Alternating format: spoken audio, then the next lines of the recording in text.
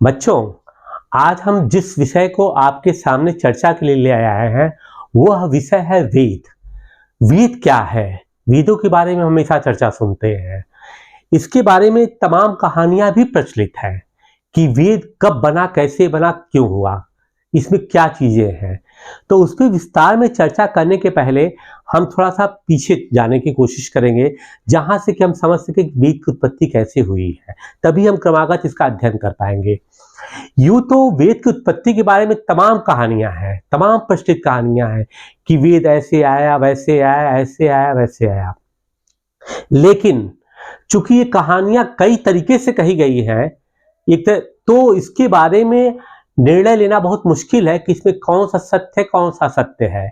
लेकिन वेद तो सत्य है क्योंकि वो मेरे सामने है। वो चीज जब जो मेरे सामने है उस पर तो हम चर्चा कर ही सकते हैं कि हाँ वेद है। केवल चर्चा का विषय या वो विषय ही हमारे लिए समस्या बनती है कि वेद कहां से आया है। लेकिन हमें इसके बारे में जो भी ज्ञान प्राप्त है उसके बारे में हम चर्चा को क्रमागत बढ़ाएंगे। वो वेद क्या है? वेदों को शुरुआती दौर में जो है कहा जाता है कि वेद श्रुति है। माना यह जाता है कि जिस समय सृष्टि का निर्माण हुआ है उस समय पृथ्वी पर तमाम मनीषी भी आ चुके थे। तो जब वो मनीषी आ गए थे तो उनके पास कोई भी मार्गदर्शन नहीं था कि हम आगे कैसे चलेंगे, आने वाली पीढ़ी कैसे क्या करेगी, हमें किसका मार्गदर्शन में काम करना है। तो उस समय क्या हुआ कि तमाम मनीषी एक तपस्या में ध्यान लीन हो गए। अब क्या होता है, कहा यह जाता है कि जब वह अपनी पूरी तपस्या में लीन थे, ठीक उसी समय सृष्टि के निर्माणकर्ता ब्रह्मा जी ने जो है उनको आकाशवाणी के माध्यम से उनके चक्षु ज्ञान मस्तिष्क में वेद के शब्दों को डाला। और जब वो उन वेदों को के शब्दों को सुने हैं, ज्ञान के शब्द को सुने हैं, तो उसके बाद इन्होंने क्या किया, इन मनीषियों ने एक पीढ़ी से दूसरी पीढ़ी इसको मौखिक रूप से लेते गए, ट्रांसफर करते गए। क्यों? क्योंकि यह आकाशवाणी के रूप में आया था, आकाश की वाणी थी। तो अब प्रश्न उठता है कि उस समय तक ये लिपिबद्ध नहीं था, शब्दों में था। जैसे कि मैं बोल रहा हूं आपके सामने, कहीं लिख नहीं रहा हूं, लेकिन आप ये समझ रहे हैं कि मैं क्या कहना आपसे चाह रहा हूं। तो अब आगे हम इस चर्चा को बढ़ाएं तो देखें कि वेद क्या है और आगे उसके बारे में विस्तृत चर्चा करें। तो वेद जो है संस्कृत के वेद सबसे आया हुआ। वेद का मतलब ये होता है ज्ञान। ज्ञान, यही ज्ञान तो ब्रह्मा जी ने मनीषियों को दिया है। हाँ, यहां पर यह भी बताना जरूरी है कि मनीषियों में जो थे, हमारे ऋषि मुनि जो थे, ऋषियों में काफी पुरुष भी थे, काफी महिलाएं भी थी। यदि उनका हम नाम लिखेंगे तो चर्चा काफी विस्तृत हो जाएगी, इसलिए सूक्ष्म रूप में या संक्षिप्त में समझ लीजिए कि इसमें स्त्री पुरुष सभी थे जिनके ऊपर जो है इस ज्ञान को अवतरित किया गया था।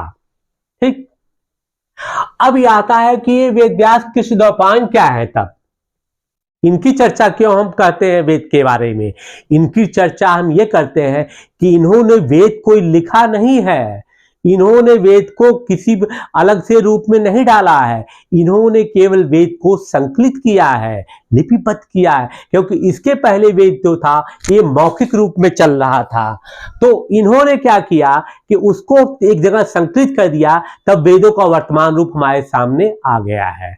यहां तक भी कहा जाता है कि जिस चारों वेदों की हम चर्चा करने जाते हैं, कई जगह पर ऐसा भी विद्वान मानते हैं कि चारों वेद एक जगह था, लेकिन वेद व्यास ने क्या किया, इनको व्यवस्था के अनुसार चार भागों में बांट दिया। लेकिन इसका कोई भी हमारे पास प्रमाण उपलब्ध नहीं है, ये विद्वानों का ऐसा कथन है, इसलिए मैंने इसको चर्चा में डाल दिया है। क्योंकि उनका ये कहना है कि एक समय ऐसा हुआ था जबकि पृथ्वी पर अकाल पड़ गया, अकाल पड़ गया, तब अकाल पड़ गया तो वेद की जो मौखिक स्थितियां थी वो विस्तृत बिखर गई। इसीलिए जब कुछ दिनों बाद वेद व्यास जी प्रकट हुए आए हैं तो उन्होंने सोचा कि ये ज्ञान आगे की पीढ़ी को कैसे जाएगी, ये तो बिखर गई है, लोग भूल सकते हैं। तो उन्होंने सोचा कि इस ज्ञान को एक जगह संकलित कर दिया जाए, इसलिए इनका की भूमिका यहाँ पर आती है वेद व्यास जी की। अब क्या है, अब ऐतरेय ब्राह्मण की हम चर्चा करते हैं। यह एक ऐसी चीज है एक कि जो कि प्रथम वेद ऋग्वेद की ही शाखा है। तो आखिर इस शाखा में कहा गया है, हमें इसको देखना है। उसमें कहा गया है त्रयो वेदा अजयंत, त्रयो वेदा अजयंत, अर्थात तीनों वेद उत्पन्न हुए, अपर से हैं, ये उत्पन्न हुआ है, शब्दों से के माध्यम से आया है, इसे किसी पुरुष ने बनाया नहीं है। क्योंकि जब ये आकाशवाणी हुई है, आकाशवाणी जब मनुष्यों के कर्ण में गया है, तो उस समय किसी ने उस स्वरूप को देखा नहीं था कि वो स्वरूप कौन है जो इस ज्ञान की रचना कर रहा है, जो इस ज्ञान को हमारे सामने दे रहा है। इसीलिए इसको कहा अप्रसद, जो कि किसी पुरुष से नहीं उत्पन्न हुआ है। अब आइए हम देखते हैं कि त्रयोवेदा, त्रयोवेदा मतलब 1 2 3, पहले हम इसी की चर्चा करते हैं।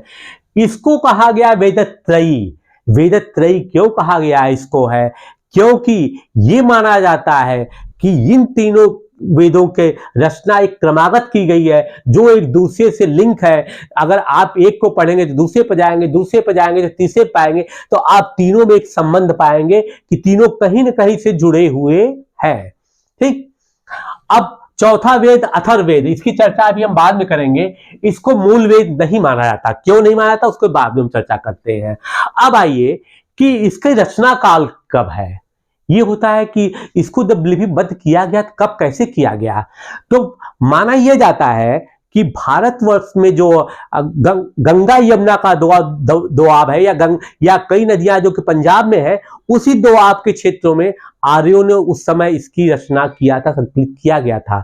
इसके पहले क्या था, इसके पहले भारत में एक संस्कृति थी जो कि विलुप्त हो गई, सैंधव घाटी, सिंधु नदी घाटी के इंडस कल्चर, वो तो था तो जरूर, लेकिन चूंकि उसकी लिपियां पढ़ी नहीं जा सकी है, इसलिए उसके बारे में हमको विस्तृत ज्ञान नहीं है।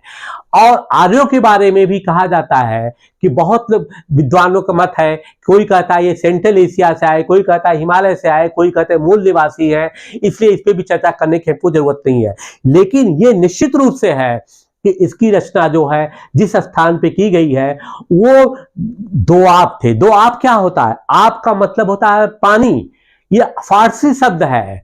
दो मतलब दो नदियों के बीच का जो भी क्षेत्र था उसको हमने क्या कहा है, दोआब। तो इस जिस स्थान पर इसकी रचना संकलन शुरू हुआ था उस स्थान को भारतीय संस्कृत के हिसाब से ब्रह्मवर्त कहा जाता है, ब्रह्मवर्त कहा जाता है, आर्यवत कहा जाता है उसी को कई संदर्भ में। अब ये उठता है कि इसकी रचना का काल क्या है, तो रचना के काल के बारे में चूंकि कोई भी निश्चित सीमा नहीं है, कोई इसके अंदर कोई तिथि नहीं लिखी गई है, इसे निश्चित रूप से हम ये नहीं कह सकते हैं कि इन वेदों की रचना किस समय की गई है। लेकिन कालक्रम या संस्कृत सभ्यता के क्रमागत विस्तार या उसके स्वरूप बदलते स्वरूप को देख करके हम ये मान सकते हैं कि कम से कम 3 से 3,500 साल पहले, कम से कम 3,500 साल पहले ऋग्वेदों की रचना शुरू हो गई थी, जिसको कि हम वैदिक काल कहते हैं, अब बाद के काल को उत्तर वैदिक काल कहते हैं। ठीक है, अब यह उठता है कि एक वेद बना, फिर दूसरा, फिर तीसरा, इस तरीके से वेदों की रचना होती गई, क्योंकि वो एक दूसरे का अनुगामी था, एक दूसरे को फॉलो कर रहे थे। तो इसलिए इसके कालक्रम पे हमको चर्चा करने की जरूरत नहीं है कि ये किस समय कौन कौन से वेद बने हैं, लेकिन निश्चित रूप से सर्व प्राचीन वेद जो है वो हमारा ऋग्वेद है। अब ऋग्वेद क्या है, पहली चीज क्या है, ये किस भाषा में लिखा गया है। ऋग्वेद जो है संस्कृत भाषा में लिखा गया है। तो आपको एक चीज यहां पर यह भी बताना जरूरी है कि ये ऋग्वेद की जो संस्कृत है, जो वर्तमान संस्कृत भाषा को हम पढ़ते हैं, उससे थोड़ा अलग है। ठीक, अब दूसरी बात आती है कि ये इस वेद में है क्या चीजें। पहला ऋग्वेद के बारे में हम चर्चा करें थोड़ा कि इसमें क्या है। तो अब ये होता है कि इसमें 1028 सूक्त है। सूक्त क्या होता है, सूक्त अच्छी उक्तियां, वेल सेड, अच्छी उक्तियों को, जो अच्छी बातें कही जाती हैं उसी को कहा गया है सूक्त। तो मनीषियों ने जब किसी बात को एक पूरे वाक्य में कहा है तो उसको उन्होंने सूक्त कहा है। दूसरी तरफ उन्होंने हर मंत्र में किसी न किसी देवी देवता का आह्वान किया है। अब वो क्या है, इसमें 10,552 मंत्र, 10 मंडल। मंडल क्या है, जैसे आप किताब का चैप्टर देखते हैं कि 10 खंडों में है, 10 अध्याय है, तो इसी तरह इसकी 10 किताबें हैं और 10 किताबों में ही इसका जो है पूरे ऋग्वेद को समेटा गया है। अब क्या है, सूक्त के बारे में मैंने कह दिया कि मंत्रिष्ठा ऋषि के संपूर्ण वाक्य सूक्त कहते हैं। अब प्रत्येक मंत्र में देवताओं के नाम मिलते हैं। यहां पर हमें एक विशेष चीज को ध्यान देना है कि इन्होंने प्रत्येक देवी देवता को मंत्रों में पिरोया है, मंत्रों में उनका आह्वान किया है। तो अब प्रश्न उठता है कि इसका तात्पर्य क्या है। तो हुआ क्या था, हमारे मनीषियों ने देखा कि जो कुछ भी सृष्टि में है, जो कुछ भी सृष्टि में है वह किसी न किसी के नियंत्रण में है। आज सरकार बनती है, हम कहते क्या है कि प्रधानमंत्री मुख्य हो गए, उसके बाद गृह मंत्रालय कोई देख रहा है, स्वास्थ्य मंत्रालय कोई देख रहा है, विदेश मंत्रालय कोई देख रहा है। इसका मतलब है कि हर क्षेत्र को नियंत्रित करने का अधिकार किसी न किसी के पास है। इसी तरीके से उन्होंने माना कि जिस प्रकृति में हम रहते हैं, प्रकृति के अधीन ही हम आप पहले भी थे, आज भी थे। प्रकृति जिस तरीके से चाहेगी हमको तोड़ मरोड़ कर रख देती है। हम लाख प्रयास करते हैं, सुनामी आ ही जाती है। हम लाख प्रयास करते हैं, ज्वालामुखी का विस्फोट हो ही जाता है। हम लाख प्रयास करते हैं, आंधी तूफान आ ही जाता है। इसका मतलब क्या है कि प्रकृति को कोई, उनका मानना था कि प्रकृति को नियंत्रित करने वाला कोई न कोई है। तो उन्होंने इन प्रकृति की तमाम शक्तियों को क्या किया, उसका दैवीकरण कर दिया। दैवीकरण कर दिया तो उन्होंने माना कि अगर प्रकृति है तो प्रकृति का कोई देवता है। हमने देखा होगा कि आज भी जब सूखा पड़ता है तो गांव में लोग क्या करते हैं, स्त्रियों को, बालिकाओं को भेजते हैं कि इनके नृत्य से या इनके तमाम क्रियाकलापों से भगवान इंद्र खुश हो जाएंगे, बरसात होगी। इसको तो हम आज भी करते हैं। खैर, हम क्या करते हैं, जब पूजा पाठ करते हैं अग्नि देवता का आह्वान करते हैं, इस तरह की चीजें। मतलब क्या है कि उन्होंने प्रत्येक ऊर्जा को, प्रत्येक शक्ति को, जिससे कि प्रकृति का नियंत्रण हो रहा है, उसमें इन्होंने माना है किसी न किसी देवी देवता का वास है। उस मंत्रालय को कोई न कोई देवी देवता नियंत्रित कर रहा है। सभी स्वच्छंद हैं, लेकिन एक परमपिता परमेश्वर के अधीन सब कार्य हैं, जिसका के दिशा निर्देश वहां से मिलता रहता है। ठीक, अब ये उठता है कि इसमें क्या है, हमने ये बता दिया कि ऋग्वेद में मूल रूप से क्या कहा गया है। अब इसका इंपॉर्टेंट पॉइंट क्या है, सबसे पहला एक आता है पुरुष सूक्त। इसको देख लीजिए, ये 10वें मंडल का प्रमुख सूक्त है जिसमें विराट पुरुष की चर्चा हुई है। अब आप ये कहेंगे कि विराट पुरुष कौन है, इसके 10वें मंडल में ये कहा गया है कि वो विराट पुरुष कोई और नहीं, ब्रह्मा जी है। और उनके बारे में कहा जाता है कि उनके शरीर के 4 भागों से जो है वर्ण व्यवस्था की उत्पत्ति होती है। उन्होंने ये माना कि यहां से कौन है, यहां से कौन है, यहां से कौन है, यहां से ब्राह्मण, यहां से क्षत्रिय, यहां से वैश्य, यहां से शूद्र। इसकी उन्होंने माना है कि, लेकिन यहां पर एक चीज हमको ध्यान रखना होगा कि हम उनका तात्पर्य यहां पर कहने का नहीं मतलब है कि कोई इसमें कोई छोटा है कोई बड़ा है। इसमें इसका तात्पर्य बिल्कुल नहीं है, क्योंकि शरीर के पूरे अंग है। अगर हम ये कह दें कि ये छोटा भाग है, कैसे भाई छोटा भाग है, इसी के दम पे तो हम चलते हैं, ये हमारा वक्त इसके दम पे काम करते हैं। क्योंकि ऋग्वेद में कहानी है, उसमें दिखाया भी गया है, एक कथा है कि उसमें एक ही परिवार में जो है, एक ही परिवार में 4 लोग हैं तो 4 तरह का व्यवसाय कर रहे हैं। तो इसका मतलब क्या था कि सामाजिक व्यवस्था को बनाए रखने के लिए माना गया है कि कोई न कोई जो है, एक हमारे पैर का काम कर रहा है तो कोई नियंत्रण का काम कर रहा है, कोई देवी देवताओं की स्तुति करके हमको ज्ञान दे रहा है, कोई जो है सामाजिक और आर्थिक व्यवस्था को संभाल रहा है, वो वणिक है। खैर, इस पर हम बहुत ज्यादा चर्चा नहीं करने जा रहे हैं। ये चूंकि पुरुष सूक्त में कहा गया है, 10वां मंडल, मतलब 10वीं किताब में कहा गया है। अब आता है यहां पर 14 मन, प्राण, नेत्र आदि की चर्चा की गई है। क्यों कहा गया है? जब मनुष्य पैदा हो गया, जब मनुष्य पैदा हो गया है तो अब क्या होगा? तो अब उसके अंदर किस चीज की जरूरत होगी? ज्ञान की जरूरत होगी। तो जब ज्ञान की जरूरत होगी तो ज्ञान किससे नियंत्रित होगा? उसको नियंत्रण करने सबसे पहले मनुष्य पैदा हुआ तो प्राण आया, प्राण आया तो प्राण आने के बाद नेत्र दिया गया। नेत्र क्यों दिया गया? को देख सके खुली आंखों से कि क्या सत्य है क्या असत्य है, देख सके उसको, और उसके बाद अपने मन को नियंत्रित करे। वो मन को नियंत्रित करेगा तब क्या होगा? तो यही तो उचित ज्ञान है जो कि ईश्वर हमसे चाहता है। ठीक है, अब आगे बढ़ते हैं। अब आता है 2 से 7 मंडल, मतलब दूसरी से लेकर के 7वीं किताब। ये क्या है? ये विशेष है कि इसे गोत्र मंडल कहा जाता है। गोत्र के बारे में आज भी जानते हैं, कोई कहता है मैं कश्यप गोत्र का हूं, तो कोई फला गोत्र का है, कोई इस तरह के गोत्र की बात आती है। तो ये माना जाता है कि ये जो है, कोई कहता है कि ये जो मनीषी या ऋषि जो एक ही गोत्र के थे, उन्होंने क्या किया है, 2 से लेकर 7 तक की रचना किया था, इसीलिए इसको गोत्र मंडल कहते हैं। इसमें सबसे बड़ी इंपॉर्टेंट चीज क्या आती है? गाय का उल्लेख। ये माना जाता है कि जब आर्य लोग थे, इन्होंने का मुख्य व्यवसाय ही था गौ पशुपालन में, गाय के दम पे काम करते थे। गाय आज भी हमारे गाय जो आज भी जो है हिंदू धर्म में पूज्य मानी जाती है। उसके लिए शब्द प्रयोग किया गया अंध्या। अंध्या मतलब जिसका वध किसी भी स्थिति में न किया जाए। वो कौन है? वो गाय है, जिसको कि आज भी हम कहते हैं हिंदू धर्म में कि गौ माता है ना। कभी लोग कसम खाते हैं तो कभी उल्टा सीधा कसम भी खाते हैं, तो उनको गौ के मांस से तुलना करते हैं। मतलब इससे पवित्र चीज किसी को उन्होंने माना ही नहीं है।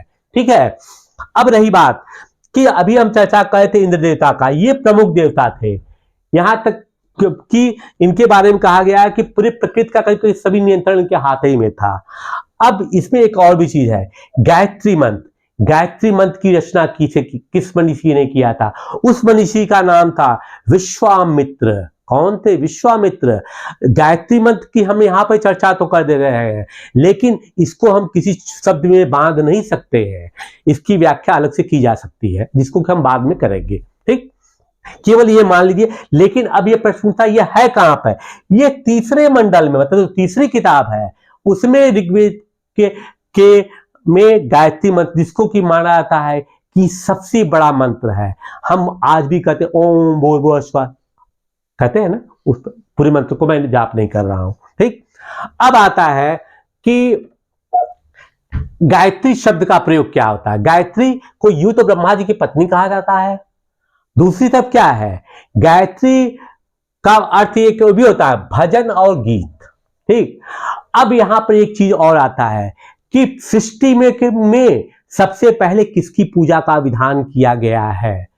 तो जो पहला मंत्र ऋग्वेद में आता है वह है अग्नि को समर्पित।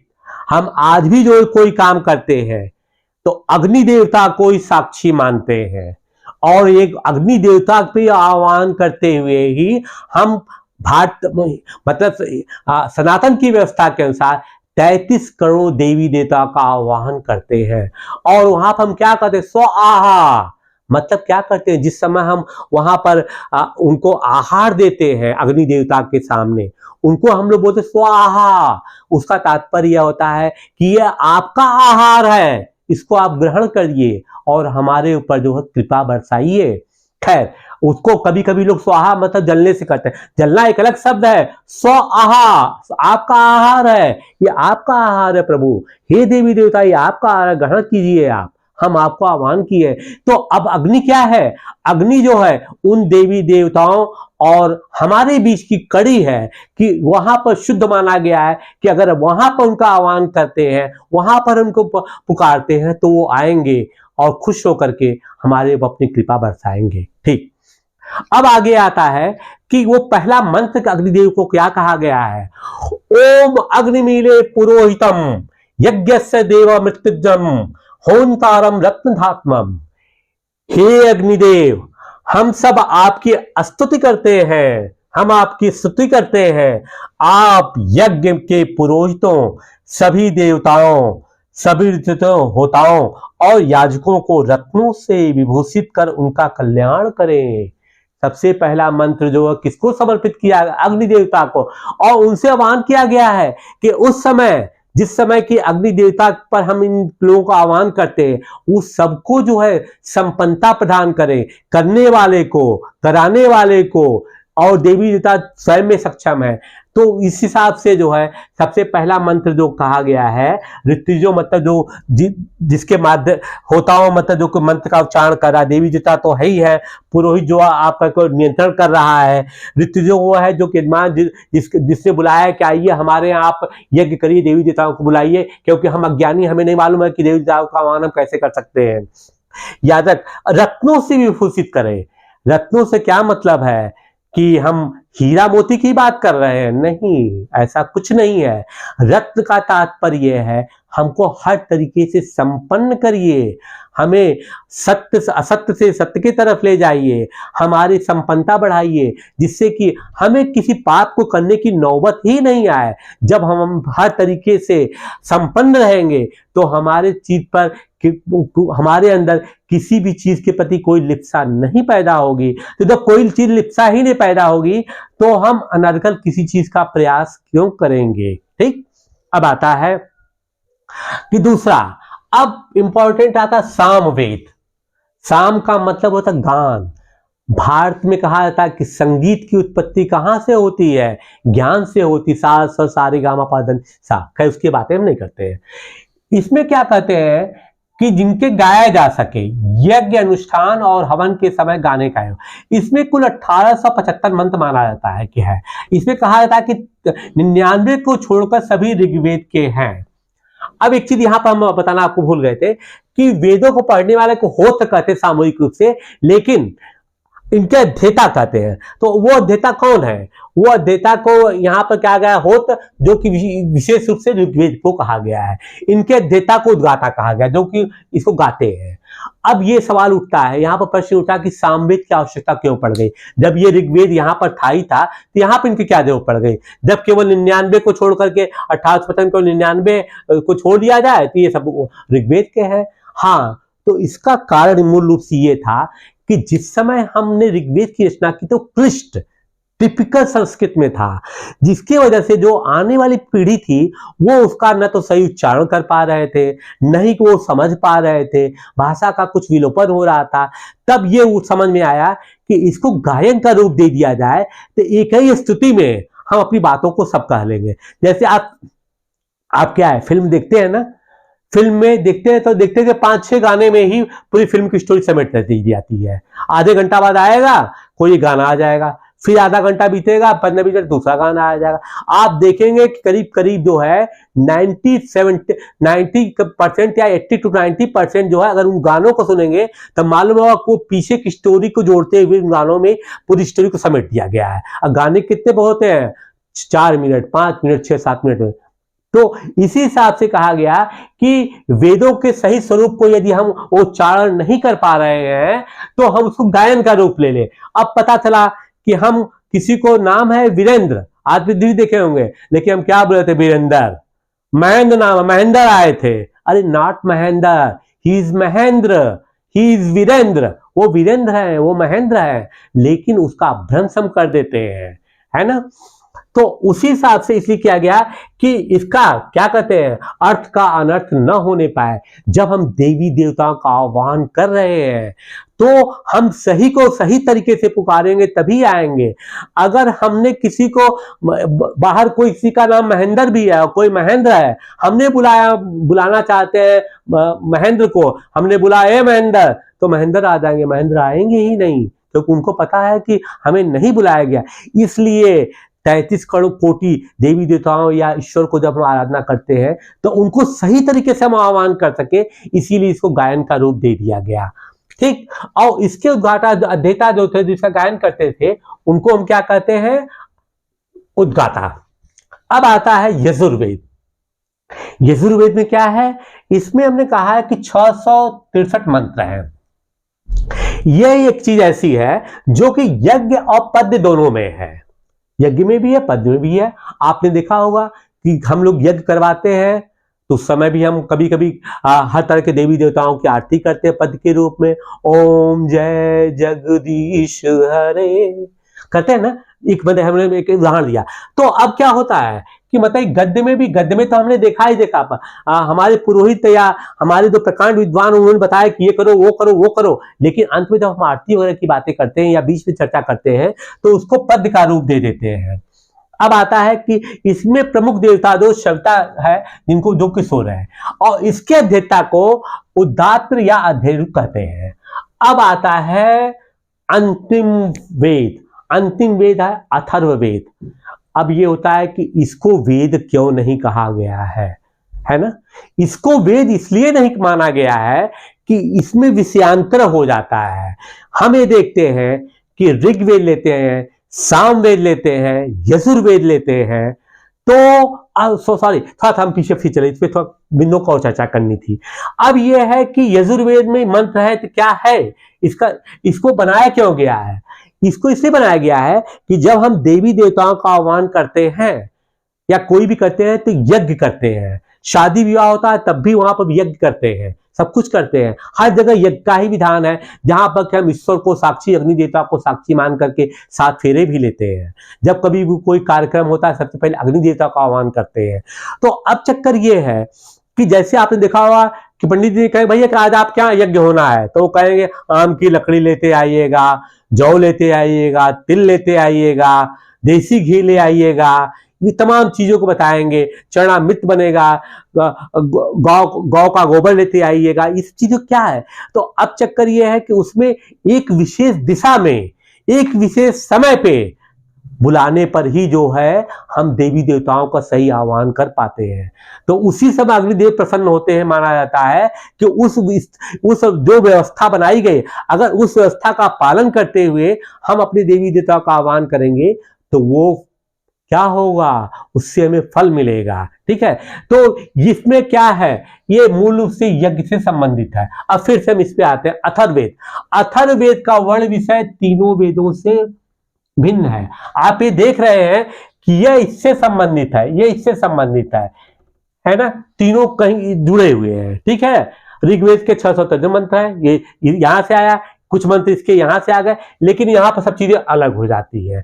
अब सवाल उठता है कि है तो ज्ञान, नाम तो दे दिया गया वेद, तो इसको मूल वेद क्यों नहीं मानते हैं। इसकी चर्चा तो हमने पहले भी कर दिया था कि त्रयो वेदा अजायंत, ये पहले कहा जा चुका। ऐत्रेय ब्राह्मण ने कहा है, जो कि ऋग्वेद की शाखा है, वो अथर्ववेद की बात ही नहीं करता है कि अथर्ववेद भी कोई वेद है। लेकिन अब अगर वेद है तो क्या चीज है। अब इसमें थोड़ा सा हम इतिहास के पन्नों को पलटेंगे। माना यह जाता है कि जब आर्य लोग इसकी रचना कर रहे थे तो जो यहाँ के स्थानीय निवासी भी थे, वहीं पर क्या होता है कि एक माना गया कि आर्य अनार्य संस्कृत का संघर्ष हुआ है। आर्य अनार्य संस्कृत का संघर्ष हुआ तब क्या हुआ, क्योंकि आर्यों को माना गया कि वो एक पर्टिकुलर पोजीशन में सेटल हो गए, यहाँ के लोगों से मिक्सअप हो गए, तो एक दूसरे की संस्कृति को वो अपनाने लगे। जैसे हमारे यहाँ तमाम आक्रांता देश के अंदर आए और यहीं पर आकर के वो यही बन करके रह गए, वो वापस नहीं गए। अंग्रेजों की बात मैं नहीं करता हूं, तमाम आक्रांता जो कि यहाँ की संस्कृति घुल मिल गए। तो अब क्या होता है कि जब वो यहाँ की संस्कृति में घुल मिल गए हैं तो उनके सामने एक चीज और भी आती है। वो क्या आती है, वो ये आती थी कि अब हमको भी यहाँ रहना है, सब लोगों को मिलजुल करके रहना चाहिए, तो उनकी भी मान्यताओं को लेकर के साथ चलना पड़ेगा। तो कुछ मान्यताएं जो है वैदिक पूर्व वैदिक संस्कृत से ली गई और कुछ जो उत्तर वैदिक में डाल दी गई, तो जो कि आर्य अनार्य संस्कृत का मिश्रण था, इसीलिए इसको माना गया कि ये मूल वेद नहीं है। अब आइए इसके आगे चर्चा करते हैं। इसका यज्ञात से कोई संबंध नहीं है। यज्ञ जो है वेदों का मूल माना गया है। ये कहते हैं कि इसका कोई चर्चा ही ये नहीं कर रहे हैं। ठीक, अब क्या है, अब प्राचीन समय में अथर्वण शब्द से पुरोहित का ज्ञान होता था। अथर्वण शब्द है, ठीक, अच्छा, अथर्वण ऋषि के नाम पर इसका जो है नाम अथर्ववेद पड़ गया, जिसको अथर्वा ऋषि भी कहता है, अथर्वण ऋषि। उन्होंने 1768 मंत्र लिखे। अब एक चीज और आती है, इसकी रचना ब्रह्मा नामक पुरोहित के लिए हुई थी।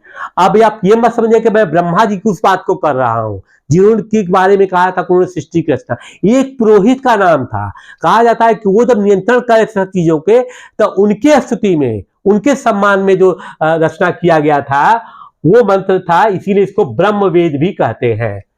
अब देखिए एक चीज और भी यहां पर आती है, वो क्या आती है, इसमें जादू टोना वशीकरण जड़ी बूटियों रोग निवारण आदि का बारे में बताया गया है। आप बसों में चलते हैं वहां देखे होंगे अक्सर बाबा लोगों का लिखा रहता है, वो यही सब लीला जादू टोना वशीकरण मनचाहा वरदान मनचाहा इच्छा दुनिया भर के सब लिखे रहते हैं, जो भी उनको समझ में आता है कि जिससे लोग को आसानी से ठगा जा सके। ठीक है, खैर मैं यहाँ पे ठगने की बातें नहीं कर रहा हूं। यहां पर क्या है कि आपने देखा होगा कि जादू टोना आदमी कहता है ना, गांव में बहुत ज्यादा प्रचलित होता है। अरे भाई क्या उनके घर परेशानी आ गए तो कहेगा अरे फलाने जो हमका जादू कर टोना कर दिया, इसी समय घर में समस्या आ गई है। ठीक, तो अब अगर समस्या आ गई है तो उसका निवारण भी दिया गया है।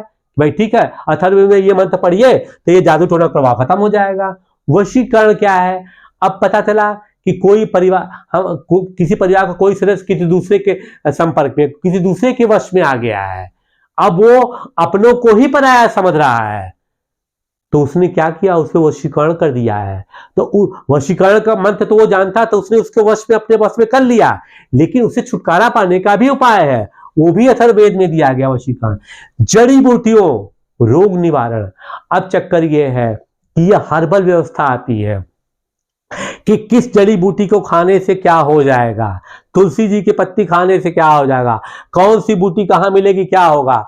आपने रामचरितमानस के आख्यान में देखा होगा, रामायण में क्या होता है, संजीवनी बूटी, वो भी तो बूटी ही है, उल्लेख होता है ना कि वो बूटी क्या थी, जीवनदायिनी थी, कि मालूम था कि अगर भोर के पहले ये बूटी आ जाएगी तो लक्ष्मण जी को जीवन दान मिल जाएगा, हुआ भी ऐसा। खैर अब आता है रोग निवारण, तो ये जो जड़ी बूटियां रोग निवारण के लिए तो इस्तेमाल हो रही है और शक्ति प्रदान करने के लिए हो रही है। अगर शक्ति हमारे शरीर के अंदर है तो रोग हमला करेगा ही नहीं, हमला करेगा भी तो पराजित होकर के वापस चला जाएगा। इसके अध्यक्षता को क्या कहते हैं, जो पुरोहित हम बताए, जो उसका आह्वान करते थे, उनका क्या नाम था, वो थे ब्रह्मा। वो ब्रह्मा नहीं जिसकी हम चर्चा कर चुके, परम पिता परमेश्वर ब्रह्मा की हम बात नहीं कर रहे, वो ब्रह्मा पुरोहित का नाम है। अच्छा, इसीलिए इस किताब को तमाम लोगों ने क्या कहा है, book of science and medicine. मतलब क्या है, इसमें चीजें जो है अध्यात्म से हट करके बताई गई है। तो इस प्रकार आपने देखा कि हमने जो चारों वेदों के बारे में संक्षेप में चर्चा कर लिया है। अगली किसी अन्य विषय पर चर्चा हम बाद में करेंगे। तब तक के लिए बच्चों बाय बाय।